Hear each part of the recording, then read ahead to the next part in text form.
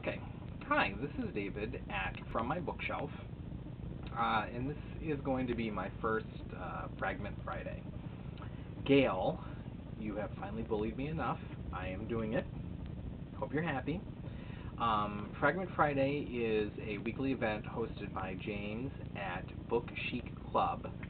I hope I'm getting that right. I don't have the website handy, but I will put a link in the post so you can all go back and check out James and anybody else that happens to post up a Fragment Friday. Basically, Fragment Friday is we read a selection from a book that we've read recently that impressed us. This time round, I'm going to read from Emma Donoghue's Room. This was an amazing book. It has been shortlisted for the Man Booker Prize for this year, and deservedly so. It's Room is about a young boy named Jack. He is 5 years old, and he has actually never lived outside of Room. He was born there. He's lived all his life there, all 5 years. Room is an 11 by 11 cork-lined room.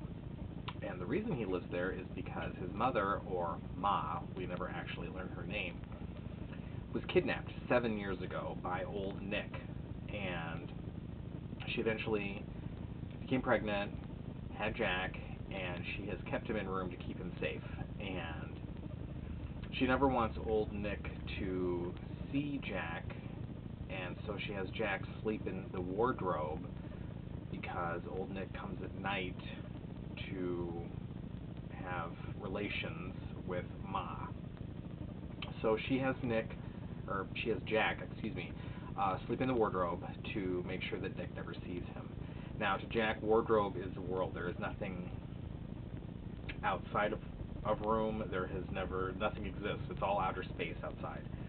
So, and anything on TV is make-believe. Ma has kept it this way to try to make the really horrible situation tolerable for Jack, that he doesn't understand that there's more to the world.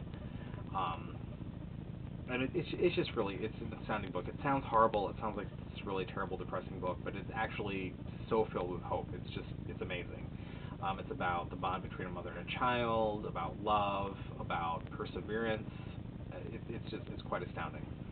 Now, to read from Room anywhere in the middle would probably be a spoiler, so I'm actually just going to start at the beginning from page 1 and work my way from there.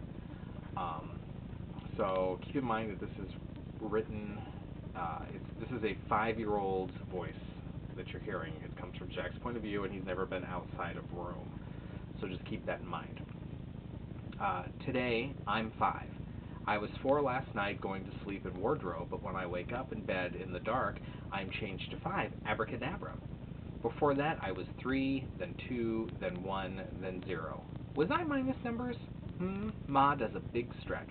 Up in heaven, was I -1, -2, -3?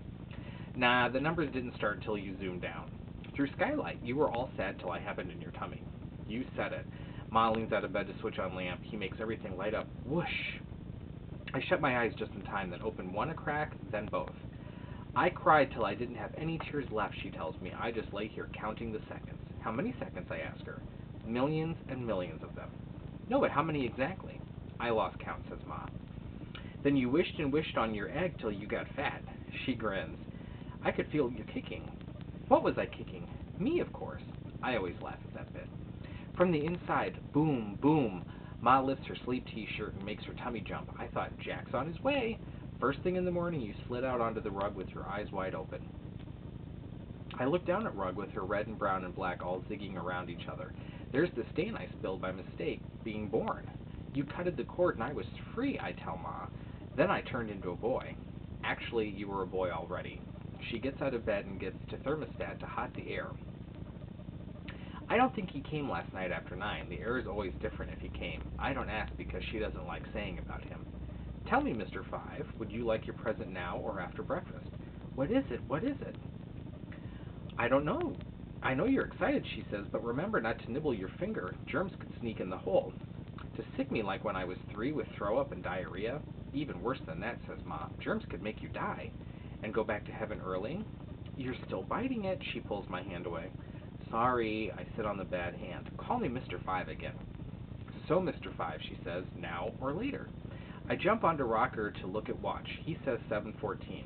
I could skateboard on Rocker without holding on to her, then I whee back onto Duvet and I'm snowboarding instead. When are presents meant to open? Either way would be fun. Will I choose for you? Asked Mom.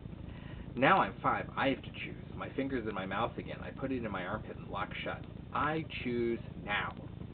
She pulls something out from under her pillow. I think it was hiding all night invisibly. It's a tube of rolled paper with the purple ribbon all around from the 1,000 chocolates we got the time Christmas happened. Open it up, she tells me, gently. I figure out to do off the knot. I make the paper flat. It's a drawing, just pencil, no colors. I don't know what it's about. Then I turn it. Me! Like in Mirror, but more. My head and arm and shoulder in my sleep t-shirt. Why are the eyes of me shut? You were asleep, says Ma. How do you do a picture asleep? No, I was awake. Yesterday morning and the day before and the day before that, I put the lamp on and drew you. She stopped smiling. What's up, Jack? You don't like it? Not when you're on at the same time I'm off. Well, I couldn't draw you while you're awake, or it wouldn't be a surprise, would it? Ma waits. I thought you'd like a surprise. I prefer a surprise and me knowing. She kind of laughs. I get on Rocker to take a pin from Kit on shelf. -1 means now there'll be 0 left of the 5. There used to be 6, but 1 disappeared. 1 is holding up great masterpieces of Western art number 3, The Virgin and Child with St. Anne and St. John the Baptist, behind Rocker. 1 is holding up great masterpieces of Western art number 8, Impression, Sunrise, beside Bath. And 1 is holding up the Blue Octopus, and 1 the crazy horse picture called Great Masterpieces of Western Art number 11, Guernica. The masterpieces came with the oatmeal, but I did the octopus. That's my best of March. He's going a bit curly from the steamy air over Bath. I pin Ma's surprise drawing on the middle cork in the tile above bed. She shakes her head. Not there. She doesn't want Old Nick to see. Maybe in wardrobe on the back, I ask. Good idea. Wardrobe is wood, so I have to push the pin an extra lot. I shut her silly doors. They always squeak, even after we put corn oil on the hinges. I look through the slats, but it's too dark. I open her a bit to peek. The secret drawing is white, except the little lines of gray. Ma's blue dress is hanging over a bit of my sleeping eye. I mean the eye in the picture, but the dress for real in wardrobe. I can smell Ma beside me. I've got the best nose in the family.